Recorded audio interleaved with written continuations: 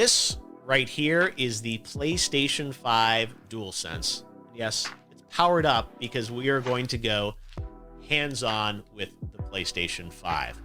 Hey guys, it's Jeff Keighley, and this is a special Summer Game Fest stream. Really a special year for all of us that new consoles are coming out, and a lot of people have wondered what PlayStation 5 is going to play like.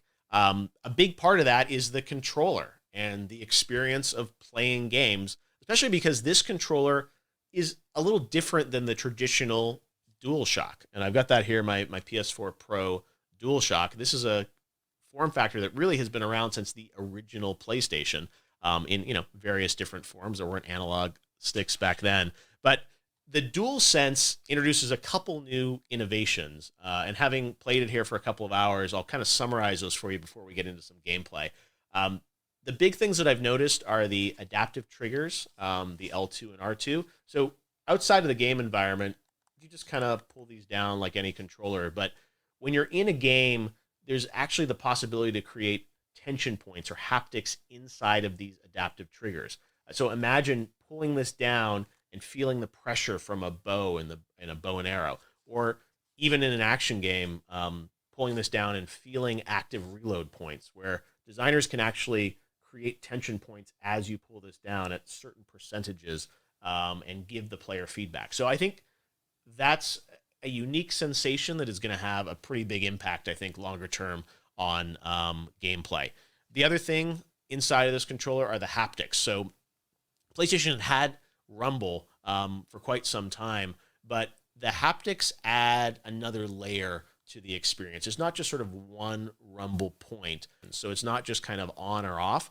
There's the ability to create other sensations. As you'll see in this demo I'm going to show you of Astrobot's Playroom, you'll see what ice feels like, what sand feels like, and different surfaces.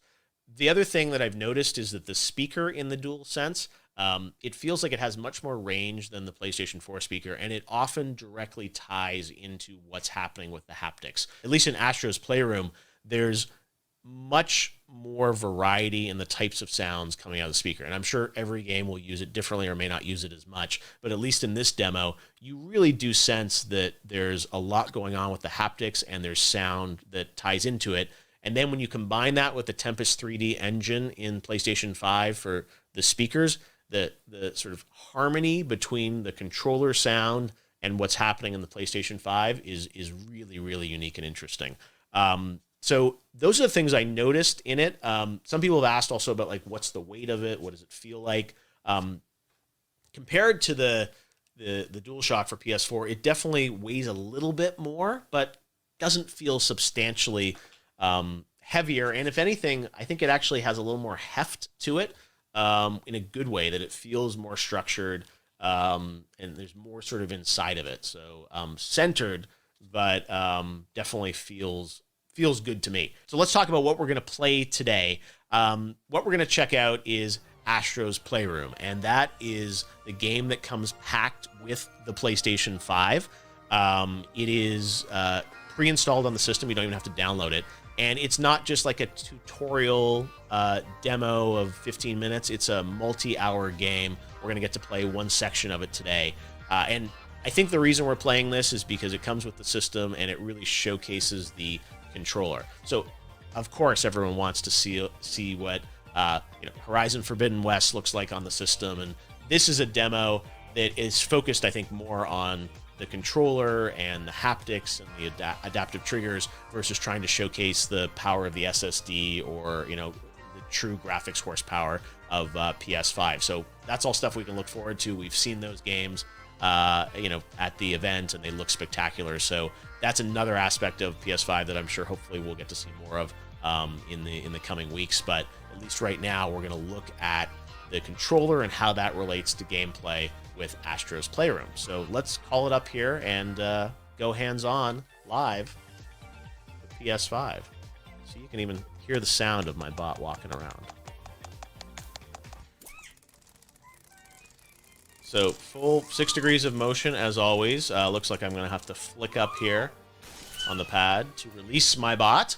And we are in CPU Plaza. The thing about this game, as you will see in this demo, there are a lot of references to the history of PlayStation. So Cooling Springs is the area that is open on Jeff's demo of this game. And we are going to jump in here and just go through this experience with the bot. All right, so we're on the beach here. There are beach balls you can play around with. There are some bots enjoying life, sunning themselves. Bot on vacation here. Should I disrupt them? Let's do it. How rude of me, right? And then we're going to head on over here into this sandstorm created by, I guess, these CPU fans. And again, when you get into this environment, I'm static here, but you hear the crisp sounds of sand coming at you. There's a tension in the controller from going over this sand environment. And then you push further in. Here we are. And look! The rubber ducks are back! Remember the duck demos? PlayStation 3, I think that was. Rubber ducks. All right, so I have this suit, and I'm going to push up on the controller, zip him up. This is the frog suit. And this frog suit shows off the adaptive controllers. So I'm going to move my controller left and right. And these adaptive triggers are really, really cool. And I've never felt something like this before in a console controller. As you push down on the controller, there's tension now in these adaptive triggers, and it's programmable. One thing that I think is really fun about this demo is it makes you think of how these technologies are going to be used in other games. So you think of Ratchet and Clank. I mean, obviously a lot of this gameplay similar in style to a Ratchet game. So you think of all those crazy graphics that we saw on the stream, but with this type of control and this kind of fun. So now we've made it to the frozen pool area of Cooling Springs. And here, we're going to pull down on this. And again, you see this ice, but you hear a storm literally inside of the Dualsense, and sort of a small little rumble from the haptics. Little ice shards here. As you go past every ice shard, you hear the little tink of the ice shard. I wonder if I put this up to the mic, this is not ASMR, this is PSMR. Do you guys hear that? His little footsteps? All this is coming out of the controller. Got a checkpoint here. Now this one, you actually have to blow into the controller. Again, this one, you pull back, just like a bow and arrow almost. And look, I unlocked a PlayStation 3. I have a PlayStation 5. Well, I had a lot of fun playing with the DualSense controller and Astrobot.